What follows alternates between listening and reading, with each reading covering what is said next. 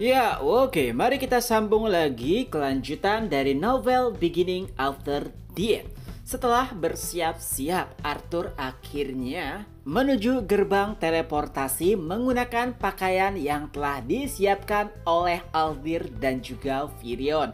Tepat di depan gerbang, ia melihat Virion, Raja dan Ratu Sapin, Tesia, beberapa tombak, dan juga utusan lainnya. Arthur pun mulai menyapa mereka satu persatu.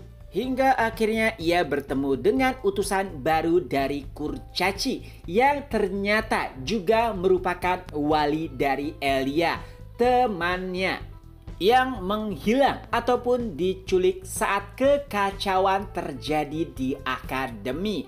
Arthur nampak meminta maaf kepada dirinya karena tidak datang tepat waktu.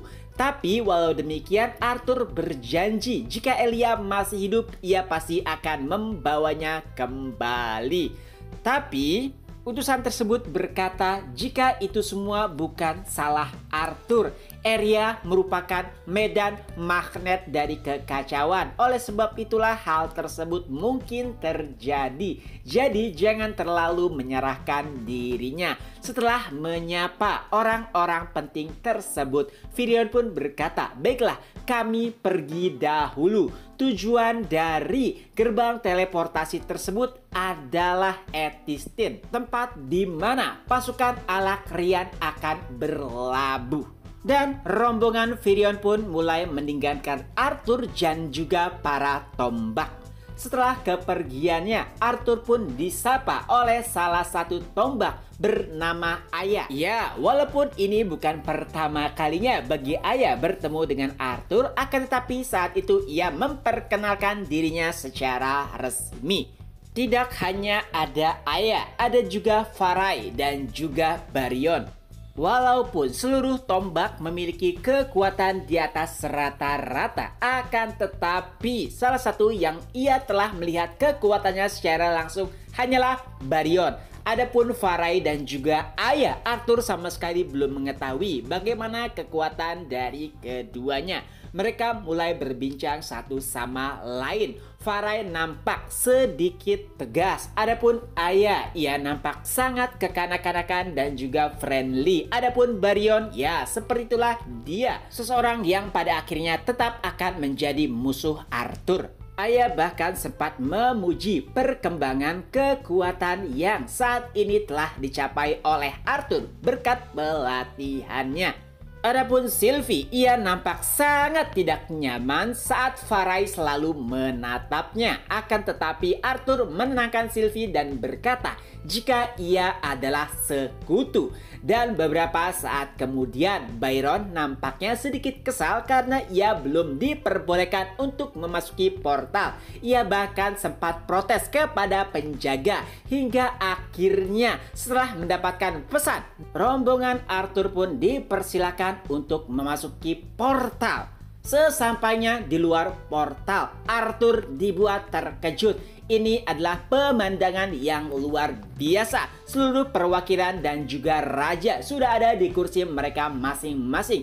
Ada banyak masyarakat yang menonton dan juga hadir pada saat kejadian tersebut. Dan tidak hanya itu, Arthur bahkan terkejut saat Aldir menghampirinya dan berkata, "Jenderal Arthur dan Lady Sylvie, selamat datang. Kami telah lama menunggu kalian." Itu adalah hal yang aneh. Dia bukanlah seorang tombak, tapi kenapa saat itu Arthur memanggilnya dengan sebutan jenderal? Setelah kemunculan rombongan tersebut, Virion pun mulai memanggil para tombak yang telah hadir. Itu adalah Farai, Aya, dan juga Byron. Para hadirin mulai bersorak-sorai, "Tombak, tombak, tombak." Lalu Virion pun kembali berpidato. "Aku meminta maaf karena tidak semua tombak bisa hadir pada pertemuan kali ini. Beberapa dari mereka sedang menjalankan sebuah misi."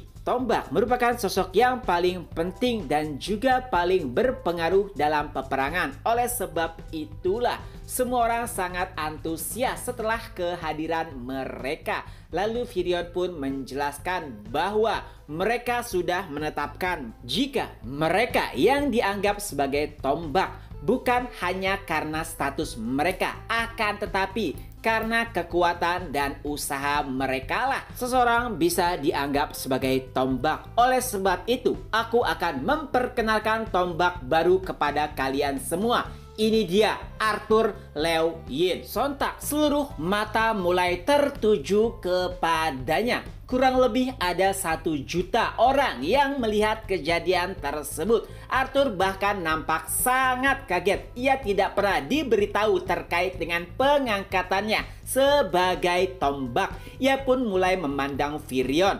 Lalu Firion pun berkata, "Arthur, apakah kau marah padaku terkait dengan rencana ini?" Arthur pun menjawab, "Jika itu selain kau, pasti iya." Tapi tentunya tidak hanya Arthur. Banyak orang-orang yang mengenal Arthur saat itu juga ikut terkejut dengan pengangkatan tersebut. Dan setelahnya, Firion pun meminta untuk Arthur mengucapkan beberapa kata. Tentu saja pada awalnya Arthur menolak. Ia belumlah siap. Akan tetapi Firion memaksa dan berkata, "Itu memang tujuanku. Kau tidak perlu siap untuk melakukan hal tersebut. Tenanglah Arthur, mereka adalah orang-orangmu. Kau tumbuh besar bersama mereka." Dengan itu pula, mau tidak mau, Arthur harus menyampaikan beberapa pidato. Untungnya, di kehidupannya yang lalu, Arthur sering melakukan pidato. Ia pun mulai membuka suara. Walaupun itu hanyalah formalitas, akan tetapi Arthur menggunakan beberapa kata yang memotivasi para penonton.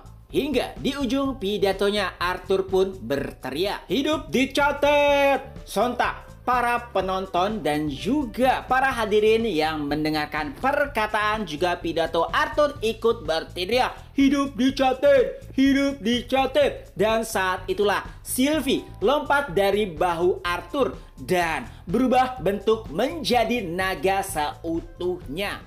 Walaupun pada awalnya beberapa penonton dibuat terkejut dan juga takut, tapi karena sosok tersebut merupakan sekutu mereka, sorak-sorai pun menjadi lebih gila lagi. Dan pada akhirnya Arthur pun menjadi tombak yang baru. Chapter pun berakhir. Nah, itulah kemungkinan kelanjutan dari novel Beginning After the End. Semoga terhibur. Ketemu lagi di next video. Bye-bye.